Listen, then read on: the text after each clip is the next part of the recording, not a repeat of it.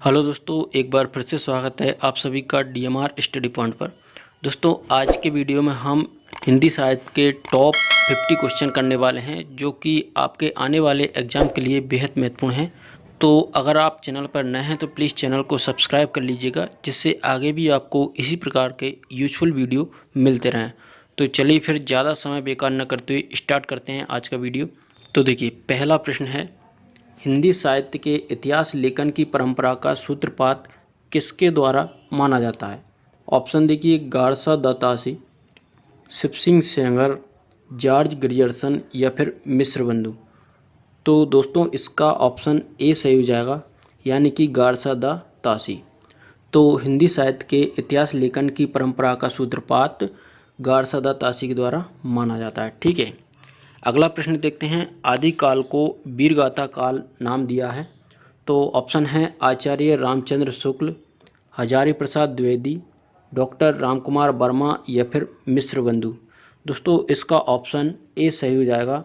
तो आचार्य रामचंद्र शुक्ल जो हैं, इन्होंने आदिकाल को वीरगाथा काल का नाम दिया था। देखिए, इसको याद करने की ट्रिक है, रामचंद्र जी जो थे वो कैसे थे? वीर थे। ठीक है, तो वीर से वीरगाथा काल। ठीक है, अगला प्रश्न देखते हैं, the modern vernacular literature of Hindustan के लेखक हैं। ऑप्शन है जॉर्ज ग्रियर्सन, मिस्र बंधु, शिव सिंह सेंगर या फिर गारसा दत्तासी। तो इसका ऑप्शन ए सही हो जाएगा, यानी कि जॉर्ज ग्रियर्सन। तो the modern vernacular literature of Hindustan के लेखक हैं जॉर्ज ग्रियर्सन। तो दोस्तों, यहाँ पर जितने भी क्वेश्चन हैं बिल्कुल सिलेक्टेड क्वेश्चन हैं और एक एक प्रश्न बेहद महत्वपूर्ण है, तो वीडियो को स्किप ना करें। चलिए आगे देखते हैं। अगला क्वेश्चन है, रासो शब्द का संबंध रसायन से किसने जोड़ा है? ऑप्शन है आचार्य रामचंद्र शुक्ल, डॉक्टर नरोत्तम स्वामी, गणपति चंद्र गुप्त या फिर राहुल सांकृत्यायन। तो चौथे का ऑप्शन ए सही है दोस्तों, यानी कि आचार्य रामचंद्र शुक्ल। ठीक है, अगला प्रश्न देखते हैं, हिंदी साहित्य की भूमिका पुस्तक के लेखक हैं। ऑप्शन देखिए, डॉक्टर नगेंद्र, हजारी प्रसाद द्विवेदी, राहुल सांकृत्यायन या फिर विश्वनाथ प्रताप मिश्र। तो 5 का ऑप्शन बी सही हो जाएगा, यानी कि हिंदी साहित्य की भूमिका पुस्तक के लेखक जो हैं हजारी प्रसाद द्विवेदी हैं। ठीक है, अगला प्रश्न देखते हैं, हिंदी साहित्य का इतिहास सर्वप्रथम किस भाषा में लिखा गया? तो इसके ऑप्शन हैं अंग्रेजी, हिंदी, उर्दू या फिर फ्रेंच। दोस्तों, याद रखिएगा, हिंदी साहित्य का इतिहास जो है सबसे पहले फ्रेंच भाषा में लिखा गया था। ध्यान रखिएगा, नहीं तो आप कंफ्यूज हों कि हिंदी साहित्य का इतिहास हिंदी भाषा में लिखा गया होगा। तो ध्यान रखिएगा, फ्रेंच भाषा। ठीक है, अगला प्रश्न देखते हैं, हिंदी साहित्य का इतिहास दर्शन नामक ग्रंथ के लेखक हैं। ऑप्शन देखिए, विजेंद्र स्नातक, डॉक्टर नलिन शर्मा, डॉक्टर नामवर सिंह या फिर डॉक्टर विनय मोहन। तो इसका ऑप्शन बी सही हो जाएगा दोस्तों, यानी कि डॉक्टर नलिन शर्मा। ठीक है, प्रश्न 8 है, शुक्ल जी ने पूर्व मध्यकाल को क्या कहा है? तो ऑप्शन देखिए, भक्तिकाल, रीतिकाल, पूर्व माध्यमिक काल या फिर गद्यकाल। तो शुक्ल जी जो हैं, इन्होंने पूर्व मध्यकाल को भक्तिकाल कहा है। ध्यान रखिएगा, भक्तिकाल। ठीक है, प्रश्न 9 है, शुक्ल जी के कालों के नामकरण का आधार है। ऑप्शन देखिए, परंपरा, प्रवृत्ति, प्रमुख ग्रंथ या फिर इनमें से कोई नहीं। तो इसका ऑप्शन बी सही हो जाएगा, यानी कि शुक्ल जी जो हैं, इन्होंने कालों का नामकरण प्रवृत्ति के आधार पर किया है। ठीक है, अगला देखिए, डॉक्टर रामकुमार वर्मा जी ने काल विभाजन में हिंदी साहित्य का प्रारंभ कब माना है? तो इसका ऑप्शन बी सही हो जाएगा, यानी कि 750 विक्रमी। ठीक है, ध्यान रखिएगा। अगला देखते हैं, रीतिकाल को अलंकृत काल कहा है। तो किसने कहा है रीतिकाल को अलंकृत काल? ऑप्शन है रामकुमार वर्मा, मिस्र बंधु, रामचंद्र शुक्ल या फिर हजारी प्रसाद द्विवेदी। तो इसका ऑप्शन बी सही हो जाएगा, यानी कि मिस्र बंधु जो हैं, इन्होंने ही रीतिकाल को अलंकृत काल कहा है। ध्यान रखिएगा। प्रश्न 12 है, आदिकाल को चारण काल नाम दिया है। ऑप्शन है डॉक्टर नगेंद्र, रामचंद्र शुक्ल, डॉक्टर रामकुमार वर्मा या फिर मिस्र बंधु। तो इसका ऑप्शन सी सही हो जाएगा, यानी कि आदिकाल को चारण काल किसने कहा है? रामकुमार वर्मा ने। अगला है, श्रावकाचार्य की रचना कब हुई? ऑप्शन देखिए 900 ईस्वी, 933 ईस्वी, 1000 ईस्वी या फिर 1133 ईस्वी। दोस्तों इसका ऑप्शन नंबर बी सही हो जाएगा, यानी कि श्रावकाचार्य की जो रचना है 933 में हुई थी। ठीक है, ध्यान रखिएगा। अगला है इम्पोर्टेंट क्वेश्चन है, आलाखंड के रचयिता हैं। ऑप्शन देखिए चंद्रवरदाई, याज्ञनिक, शंभु या फिर शिवानंद। तो इसका ऑप्शन बी सही हो जाएगा। तो आलाखंड के रचयिता जो हैं याज्ञनिक हैं। ठीक है, ध्यान रखिएगा। प्रश्न 15 है, पाहुड़ दोहा के रचयिता हैं। तो ऑप्शन है पुष्पदंत, राम सिंह, सरहपा या फिर धनपाल। तो इसका ऑप्शन बी सही हो जाएगा, यानी कि राम सिंह। पाहुड़ दोहा के रचयिता हैं राम सिंह, ध्यान रखिएगा। इंपॉर्टेंट क्वेश्चन है। अगला प्रश्न है, महत्वपूर्ण प्रश्न है, रीतिकाल का एक अन्य नाम है। ऑप्शन देखिए मध्यकाल, श्रृंगार काल, उत्तम काल या फिर भक्ति काल। दोस्तों इसका ऑप्शन बी सही हो जाएगा, यानी कि रीतिकाल का एक अन्य नाम जो है श्रृंगार काल है। अगला देखिए भविष्यत कहा के रचनाकार हैं। ऑप्शन देखिए अब्दुल रहमान, रहीम, शंभू या फिर धनपाल। तो इसका ऑप्शन डी सही हो जाएगा, यानी कि धनपाल। दोस्तों हमें भविष्य के लिए धन को पाल के रखना चाहिए, है ना। तो इससे हमें आसानी से याद हो जाएगा, भविष्य के लिए हमें क्या रखना चाहिए, धन। ठीक है, तो भविष्यत काल के रचनाकार कौन हो जाएंगे, धनपाल। ठीक है, अगला प्रश्न देखते हैं, हिंदी साहित्य का आलोचनात्मक इतिहास लिखा है। ऑप्शन है शिव कुमार मिश्र, डॉक्टर गोविंद त्रिगुणायत, गणपति चंद्रगुप्त या फिर डॉक्टर राम कुमार वर्मा। तो इसका ऑप्शन डी सही हो जाएगा, यानी कि डॉक्टर राम कुमार वर्मा। ध्यान रखिएगा, हिंदी साहित्य का आलोचनात्मक इतिहास लिखा था किसने, डॉक्टर राम कुमार वर्मा ने। अगला प्रश्न देखते हैं, वर्ण रत्नाकर के रचयिता हैं। ऑप्शन देखिए जगन्नाथ दास, विद्यापति, ज्योतिश्वर ठाकुर या फिर स्वयंभू। दोस्तों इसका ऑप्शन ए सही हो जाएगा, यानी कि जगन्नाथ दास जो हैं वर्ण रत्नाकर के रचयिता हैं।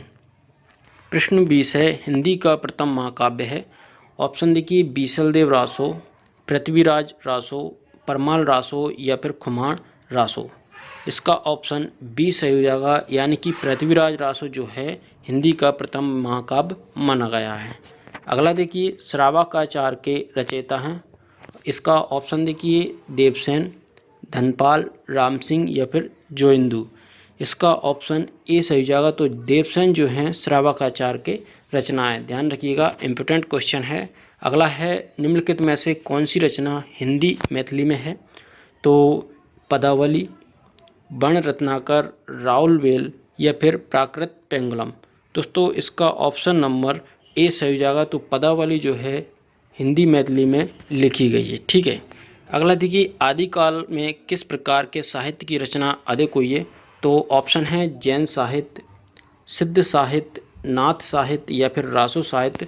दोस्तों इसका ऑप्शन ए सही हो जाएगा। तो आदिकाल में जैन साहित्य की रचना अधिक हुई है।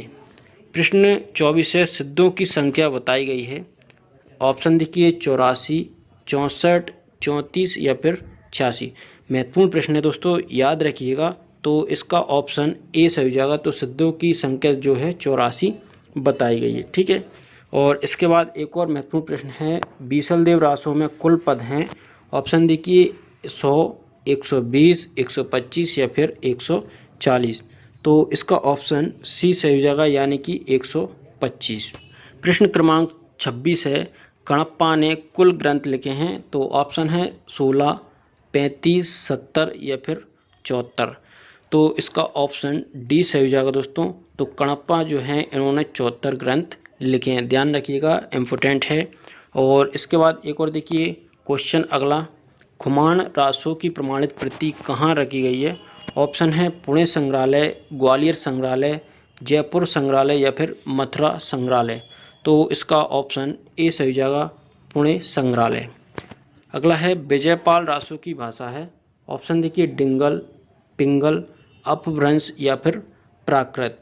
तो इसका ऑप्शन सी सही हो जाएगा, यानी कि अपभ्रंश। दोस्तों आप भी अपने उत्तर कमेंट में बताएं आपके कितने क्वेश्चन सही निकले हैं। ठीक है, अगला देखिए विद्यापति किस मत के अनुयायी हैं।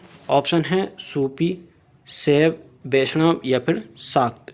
तो इसका ऑप्शन बी सही हो जाएगा, यानी कि विद्यापति जो हैं शैव मत के अनुयायी थे। अगला है छंदों का अजायब घर कौन सा ग्रंथ कहलाता है? महत्वपूर्ण प्रश्न है, ध्यान रखिएगा। ऑप्शन देखते हैं, परमाल रासो, बीसलदेव रासो, कुमाण रासो या फिर पृथ्वीराज रासो। दोस्तों इसका ऑप्शन डी सही हो जाएगा, यानी कि पृथ्वीराज रासो। और अगला प्रश्न देखते हैं, ढोला मारूरा दूहा के रचयिता हैं। ऑप्शन है कुशल लाभ, राम सिंह, धनपाल या फिर पुष्पदंत। तो इसका ऑप्शन नंबर ए सही हो जाएगा, यानी कि कुशल लाभ। प्रश्न 34 है, गोस्वामी गोकुलनाथ द्वारा लिखित ग्रंथ है। ऑप्शन है ज्ञान मंजरी, हितोपदेश, भुवन दीपिका या फिर 84 वैष्णव की वार्ता। दोस्तों इसका ऑप्शन डी सही हो जाएगा, यानी कि 84 वैष्णव की वार्ता। महत्वपूर्ण प्रश्न है, ध्यान रखिएगा। अगला प्रश्न देखते हैं, मैथिल कोकिल के नाम से प्रसिद्ध है। ये भी बहुत महत्वपूर्ण प्रश्न है, ध्यान रखिएगा। ऑप्शन देखिए, विद्यापति, अमीर खुसरो, शिव सिंह सेंगर या फिर जॉर्ज ग्रियर्सन। तो इसका ऑप्शन ए सही हो जाएगा दोस्तों, यानी कि विद्यापति जो हैं इन्हें मैथिल कोकिल के नाम से जाना जाता है। महत्वपूर्ण प्रश्न है, कई बार परीक्षा में पूछा गया है। ठीक है, अगला प्रश्न देखते हैं, जैन साहित्य भारतेश्वर बाहुबली रास के रचयिता हैं।